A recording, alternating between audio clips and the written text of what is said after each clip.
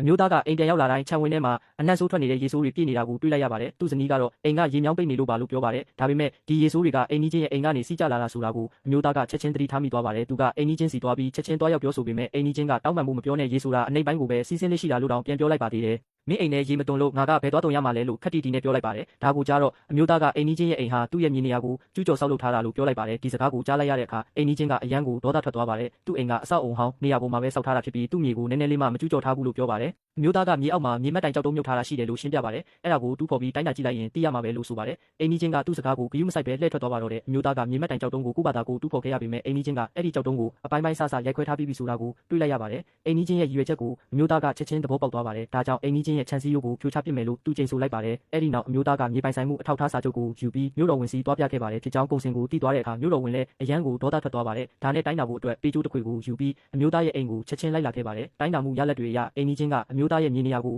စင်တီမီတာ90လောက်ကျူးကျော်ထားတယ်ဆိုတာထင်ရှားသွားပါတယ်။ဒါပေမဲ့အိမ်နီးချင်းကပေကျိုးနဲ့တိုင်းတာကိုမယုံကြည်နိုင်ဘူးလို့အခိုင်အမာပြောပါတယ်။မြေမှတ်တိုင်ကြောက်တုံးအပြည့်စုံပြန်မပေါ်လာသေး၍သူ့ခြံစည်းရိုးကိုဘယ်သူမှလာမဖြိုနိုင်ဘူးလို့ဆိုပါတယ်။ဒီစကားတွေကြောင့်အမျိုးသားကလက်မလျှော့ခဲ့ပါဘူး။သူ့ရဲ့မြေနေရာကိုတိုင်းတာဖို့အတွက်သူစုဆောင်းထားတဲ့ငွေတွေအားလုံးကိုသုံးပြီးကျွမ်းကျင်တဲ့မြေတိုင်းကုမ္ပဏီတစ်ခုကိုငှားရမ်းခဲ့ပါတယ်။တိကျတဲ့တိုင်းတာရေးကိရိယာတွေနဲ့သူတို့ရောက်လာတဲ့အခါအိမ်နီးချင်းလည်းလုံးဝကိုမြင့်တက်သွားပါတော့တယ်။တိကျစွာတိုင်းတာမှုတွေပြုလုပ်ပြီးတဲ့နောက်မှာတော့အိမ်နီးချင်းဟာအမျိုးသားရဲ့မြေနေရာကိုစင်တီမီတာ60အထိကျူးကျော်ထားတယ်ဆိုတာအတည်ပြုနိုင်ခဲ့ပါတယ်။ဒါတောင်မှအိမ်နီးချင်းကဒီတိုင်းတာမှုဟာမမှန်ကန်ဘူးလို့ဆက်ပြီးအတင်းအကျပ်ညှင်းဆိုနေပါသေးတယ်။ဒါနဲ့အမျိုးသားကအဲ့ဒီခြံစည်းရိုးကိုဖြိုချပစ်ဖို့အတွက်မြေတူးဆက်တစ်စီးကိုတိုက်ရိုက်ခေါ်လိုက်ပါတော့တယ်။အိမ်နီးချင်းရဲ့ဇနီးဖြစ်သူကမြေကြီးပေါ်လှည့်ချပြီးပြဿနာရှာဖို့ဇလန်းစင်ပါတော့တယ်။အမျိုးသားကရဲတွေကိုချက်ချင်းဖုန်းဆက်ခေါ်လိုက်ပြီးဖြစ်ပျက်ခဲ့သမျှအားလုံးကိုပြောပြလိုက်ပါတယ်။တိတ်မကြခင်မှာပဲရဲတွေအဲ့ဒီနေရာကိုရောက်လာခဲ့ပါတယ်။သူတို့ကခြံစည်းရိုးကိုဖြိုချဖို့အတွက်အမျိုးသားဘက်ကနေကူညီပံ့ပိုးပေးကြပါတော့တယ်။